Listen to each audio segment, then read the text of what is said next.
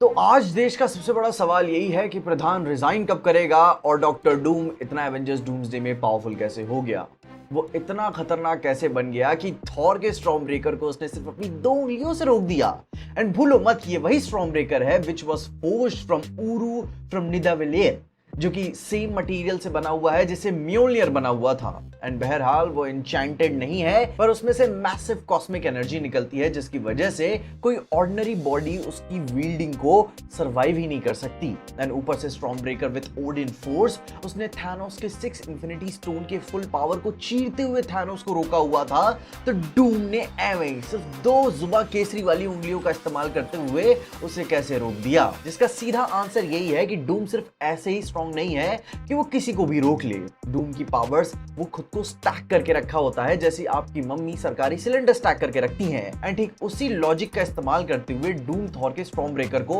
अपनी उंगलियों से रोक पा रहा है। एंड फिर उसी को सपोर्ट करते हुए गॉन्टलेट की मार्किंग्स को दुनिया ने तुरंत ही नोटिस कर लिया जब वो स्टॉर्म ब्रेकर को रोक रहा था, जो कि अपने आप में सबसे बड़ा विजुअल लिंक बनता है डूम एंड मैजिक डूम का, जिसको समझने के लिए अगर आप 1985 की super hero secret Wars issue 10 देखोगे, जिसमें डेथ ऑफ बियॉन्डर की कहानी के बारे में बताया गया है, जहां पे इस कॉमिक में डूम गैलेक्टस और उसके होम वर्ल्ड टाटू की पावर्स चुराकर बियॉन्डर का सामना करता है, जहां फाइट के दौरान बियॉन्डर डूम की बॉडी को डाइसेक्ट कर लेता है, लेकिन आखिर में डूम अपनी विल पावर और इंटेलिजेंस के दम पर बियॉन्डर्स की पावर्स को चुरा लेता है। एंड ये पैनल परफेक्टली दिखाता है कि Doctor Doom god tier power brute force से ही नहीं बल्कि कॉस्मिक बीइंग्स को आउटस्मार्ट करते हुए और आउटविल करके हासिल किया हुआ है। एंड बिल्कुल सेम वही पैटर्न एवेंजर्स डूम्सडे का टीजर ट्रेलर टीज करते हुए नजर आ रहा है, जिसके बाद में एक और भी बहुत ही डार्क एंगल आपको बता दूं डूम्स की पावर्स को हार्नेस करने का, कि जैसे कि आपको ऑफिशियल पोस्टर याद ही है ना कि जब एवेंजर्स डूम्सडे के ट्रेलर के दौरान में एवेंजर्स डूम्सडे एक ऑफिशियल पोस्टर रिलीज किया गया था, जहां पे डूम सामने खड़ा रहता है एक पेंटिंग के सामने, जिसमें एक माँ और बेटी की तस्वीर बनी रहती है, जिसके अगल बगल एंजल्स उड़ी रहती हैं। दैट मीन्स कि उनकी जानें जा चुकी हैं। एंड उनके नीचे एक डिस्ट्रॉय प्लैनेट है जो कि इनकर्जन्स की कहानी को दिखाता है। तो इसी से रिलेटेड अगर मैं आपको एक कॉमिक बताऊं जिसमें डूम ने खुद के ही प्यार को सैक्रिफाइस कर दिया पावर के लिए, तो क्या आप मानोगे? तो कॉमिक आती है फैंटास्टिक फोर इशू 67 मार्क वेड के रन में। इस कॉमिक में डूम ने अपनी सबसे बड़ी मोहब्बत वेलेरिया को 3 डीमंस के सामने सैक्रिफाइस कर दिया था, जिसके बदले में उसे इमेंस पावर मिलती है। एंड ये कॉमिक दिखाती है कि डॉक्टर डूम की सबसे बड़ी पावर अक्सर पर्सनल या इमोशनल सैक्रिफाइस के साथ भी आती है, जो हमारे लातवेरियन विचेस वाले पॉइंट को भी सपोर्ट करेंगी। क्योंकि हाल ही में सैन डिएगो कॉमिक कॉन जो हो रहा है, वहां पे मार्वल ने एवेंजर्स डूम्सडे से रिलेटेड कुछ प्रॉप्स एंड कॉस्ट्यूम्स लगाए हुए हैं, जिसमें से हमें लातवेरियन विच का फर्स्ट कॉस्ट्यूम लुक देखने को मिला है। एंड अर्ली लीक्स के मुताबिक डूम्सडे मूवी में डूम के पास मार्क्ड फोर्सेस भी होंगे, जिनका नाम होगा हार्बिंगर्स, जिनका मतलब लिटरली यही होता है कि कुछ होने वाला है, कुछ बुरा होने वाला है। और वो मूवी में अल्टीमेटली रिवील किया जाएगा कि वो ब्रेन वॉश्ड स्कारलेट विच होगी, जो हमें डॉक्टर डूम की एक और कॉमिक की तरफ लेकर जाती है, जो कि आता है 2015 की सीक्रेट वॉर्स इशू 5, जिसमें गॉड एम्परर डूम ने मॉलिक्यूल मैन को इम्प्रिजन किया होता है,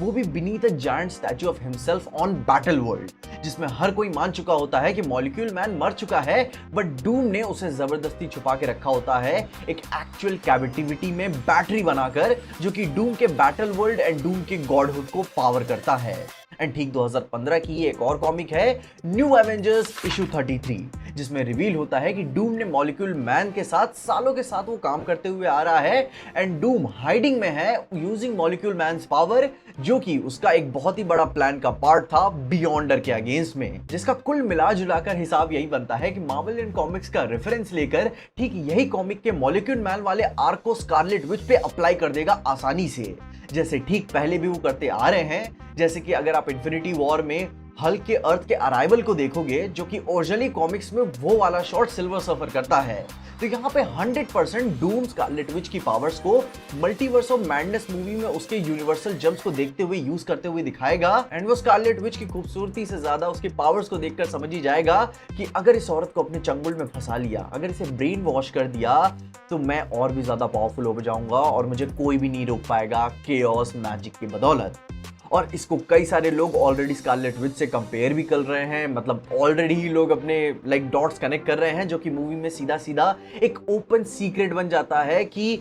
अपने स्कारलेट विच जो कि हार्बिंगर होगी, एक विच लाथवेरियन विच, जो कि पावर सोर्स बनेगी डॉक्टर डूम के अल्टीमेट गॉडहुड का। एंड नाउ अब आते हैं कि डूम्स की पावर अब आती कहां से है। उसे समझने के लिए आपको किसी कॉमिक्स से नहीं बल्कि मार्वल की एक और कहानी को फिर से रिविजिट करना होगा, जो है what if doctor strange lost his heart instead of his hands. जहां व्हाट इफ सीजन 1 एपिसोड 4 तो सीधा सीधा एक रोड मैप दे देता है, एक स्पॉइलर बहुत ही बड़ा सा, कि डॉक्टर डूम कैसे कैसे मल्टीवर्स के पावर्स को चुरा कर इतना ज्यादा पावरफुल बना होगा। जिसमें अब उधर व्हाट इफ में डॉक्टर स्ट्रेंज सुप्रीम बनता है ताकि वो अपनी डेड क्रिस्टीन लव को वापस से जिंदा कर सके। एंड वो प्यार में एकदम अंधा हो चुका होता है। एंड फिर भी जब वो आई ऑफ आगामोतो का इस्तेमाल करके भी अपने प्यार को वापस नहीं लेकर आ पाता, तो वो जाता है लॉस्ट ऑफ लाइब्रेरी कैलियोस्ट्रो की फॉरबिडन नॉलेज को यूज करने, जहां उसने सीखा कि you can gain powers by absorbing mystical creatures from another dimension. जिसके बाद फिर क्या था, उसने dragons, demons, tentacle eldritch monsters, interdimensional spirits और ना जाने कितने डार्क मिस्टिकल एंटिटीज की पावर्स को एब्जॉर्ब किया, जबरदस्ती किया। और उस हर एक एब्जॉर्प्शन से वो और भी ज्यादा स्ट्रॉन्ग तो होता ही जा रहा था, पर साथ ही साथ और भी ज्यादा मॉन्स्टरस बनता जा रहा था, जो कि अपने डूम्सडे में मे बी अपने डूम के स्कार्स को भी एक्सप्लेन करे, जो कि अपने व्हाट इफ वाली कहानी में इवेंचुअली डॉक्टर स्ट्रेंज को डॉक्टर स्ट्रेंज सुप्रीम बनाती है। जहां पे अब एब्सोल्यूट पॉइंट को डॉक्टर स्ट्रेंज चेंज तो नहीं कर सकता था। एंड फिर उस कहानी में जबरदस्ती करने की वजह से पूरा यूनिवर्स ही कोलैप्स कर जाता है। लेकिन यही गलती डूम यहां पे नहीं करने वाला, क्योंकि वो प्यार में नहीं, एंड मल्टीवर्स के कोलैप्स तो ऑलरेडी हो रहा है, वो मल्टीवर्स को बचाने के लिए वो सारी पावर्स एंड बीइंग्स को एब्जॉर्ब करेगा ताकि वो पूरी दुनिया पे कंट्रोल बैठा सके, जो कि लीड करेगी सीक्रेट वॉर्स की कहानी को। एंड अपने डूम को तो आप जानते ही हो कि वो dark arts, Latverian magic, runic magic, हर चीज से खुद को इन्फ्यूज किया रहेगा कि हर एक चीज के लिए उसके पास एक काउंटर अटैक मौजूद ही होगा। चाहे आप उसको डिप्लोमेसी में ले लो, टेक में ले लो, मैजिक में ले लो, या फिर ब्रूट फोर्स में ही क्यों ना ले लो। एंड अब इसमें से डूम को भी स्पेशल बात सिर्फ यही स्पेशल करके बनाती है कि वो सिर्फ मैजिक का इस्तेमाल नहीं करता अपने विलन्स को ओवरपावर करने के लिए। डूम की टेक्नोलॉजी ऑन पार है स्टार्क के लेवल पे, उसका इंटेलेक्ट है ऑन पार रीड रिचर्ड्स के लेवल पे, एंड मैजिक में बंदा नियर बेस्ट आता है डॉक्टर स्ट्रेंज पे, बट इनफैक्ट डार्क आर्ट्स में वो तो स्ट्रेंज को भी फाड़ के बाहर निकल जाता है। एंड जहां पे ये सारे इंडिविजुअल्स एक एक फील्ड में ही महारत हासिल करते हैं, वहीं डॉक्टर डूम ऑलमोस्ट सभी फील्ड में मास्टरी हासिल करता है, भले ही वो नंबर 2 पे ही क्यों ना हो। क्योंकि इमेजिन कोई नहीं कर सकता, क्योंकि जिस तरीके से सारी चीजों को इन्फ्यूज करके अपनी पावर स्केल को बढ़ा के दिखाता है, सबके हक्के बक्के खड़े हो जाते हैं। एंड अब लाइक एवेंजर्स डूम्सडे में वो सेंटिनल्स के टेक को भी बनाएगा, तो उन्हें पावर इन्फ्यूज करेगा मैजिक का यूज करके, ताकि वो लाइक मरे ही ना। वो मल्टीवर्स के लिए ट्रैवल के लिए साइंस को भी यूज करेगा, तो पावरफुल होने के लिए डार्क आर्ट्स का भी इस्तेमाल करेगा उनकी पावर्स चुराने के लिए। वो इंटरडायमेंशनल वॉर क्राइम्स भी करेगा, पर वो अपनी स्मार्टनेस को यूज करके डिप्लोमेटिक इम्यूनिटी भी रखेगा। He is the best of all every world। जिसमें से अब एक आखिरी सवाल ये आता है कि क्या डॉक्टर स्ट्रेंज अब थैनोस से भी ज्यादा स्ट्रॉन्ग है, वो भी उसके सारे 6 इन्फिनिटी स्टोन को मिलाकर। तो एक सिंपल जनरल आंसर यही आता है कि एवेंजर्स डूम्सडे में अपना Doctor Doom like god tier prime Doom होगा, लाइक फुल फोर्स वाली पावर के साथ, तो वो ऑब्वियसली बहुत ही ज्यादा पावरफुल है। But as a human biology रखते हुए ऑब्वियसली बहुत ज्यादा स्ट्रॉन्ग नहीं है, क्योंकि लाइक अंदर से तो वो इंसान है, थोड़ा मेटा ह्यूमन जरूर से हो जाएगा बस, बट उससे ज्यादा नहीं। पर उसी के साथ साथ strong is a very general word, क्योंकि बिना स्टोन्स के भी थैनोस की स्ट्रेंथ आती थी उसकी आर्मी से, उसकी फिजिकलिटी से, उसके एलियन होने की वजह से, उसकी raw power and possession infinity stone से भी आ जाती थी अगर उस पर एड ऑन कर दो तो, क्योंकि उसके अलावा भी वो एक टाइटन था, वो एक एलियन था। पर इधर डूम की अगर एक्चुअल स्ट्रेंथ की बात करें तो वो आता है उसका माइंड, एंड उसकी नफरत से, उसकी हेट से, उसके ग्रजेस से, उसके नार्सिसिज्म से, उसके ईगो से। ही हैज फॉर एवरीथिंग, वो हर चीज को रिलेंटलेसली परस्यू करता है कि मैं नंबर 2 कैसे हो सकता हूं। एंड लाइक वो सब कुछ, जान, टाइम, पैसा, प्यार, सब कुछ झोंकने के लिए तैयार है अपने गोल को अचीव करने के लिए। वो साइंस को मैजिक में मिक्स करेगा, स्मार्टनेस को डिप्लोमेसी में ब्लेंड करेगा, टेक को सब में फ्यूज करेगा, पर हार नहीं मानेगा। एंड यही डूम को अब तक का सबसे पावरफुल विलन बनाता है। जहां पे कॉमिक्स में उसकी पावर स्केल ऊपर नीचे फैल सकती हैं, पर इस मूवी में he is the god tier godhood prime Doom, जिसको कोई नहीं रोक सकता। लाइक लिटरली हम एक हारने वाली कहानी देख रहे हैं एवेंजर्स की,